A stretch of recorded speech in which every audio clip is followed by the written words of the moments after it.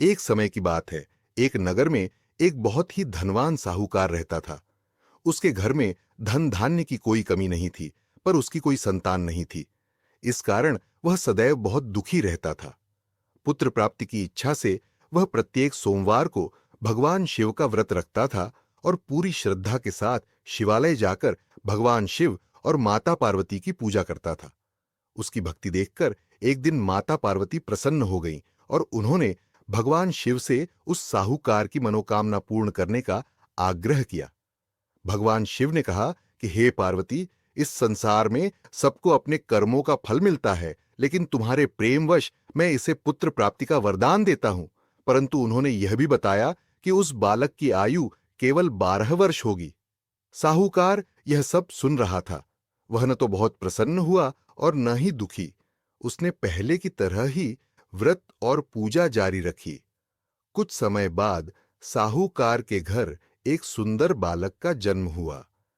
जब वह बालक 11 वर्ष का हुआ तो साहूकार ने उसे उसके मामा के साथ काशी विद्या पढ़ने के लिए भेज दिया। साहूकार ने मामा को बहुत सारा धन दिया और कहा कि मार्ग में जहां भी ठहरो वहां यज्ञ करते जाना और ब्राह्मणों को भोजन कराते जाना। दोनों मामा भांजे इसी प्रकार यज्ञ करते हुए जा रहे थे कि रास्ते में एक नगर पडद्हा, जहां की राजकुमारी का विवाह होने वाला था। जिस राजकुमार से उसका विवाह हो रहा था वह कान्हा था। राजकुमार के पिता ने जब सुंदर बालक को देखा तो उसके मन में एक विचार आया। उसने साहूकार के पुत्र को दूल्हा बनाकर विवाह कार्य संपन्न करवा दिया। पर बालक ने राजकुमारी के दुपट्टे पर लिख दिया कि तुम्हारा विवाह तो मेरे साथ हुआ है, पर जिस राजकुमार के साथ तुम्हें विदा किया जाएगा वह कान्हा है। राजकुमारी ने यह परेच लिया और उसने उस कान्हे राजकुमार के साथ जाने से मना कर दिया।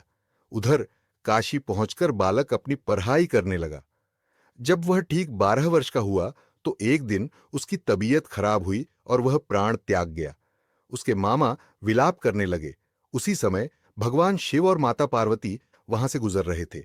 पार्वती जी के करुणा भाव के कारण शिवजी ने उस बालक को पुनः जीवित कर दिया। बालक और उसका मामा वापस अपने नगर लौटे।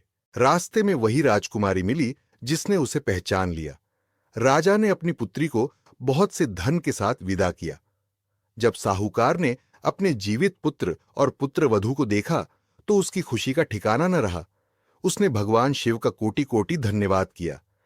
जो भी मनुष्य सोमवार का व्रत करता है और यह कथा पढ़ता या सुनता है, उसके सभी कष्ट दूर हो जाते हैं।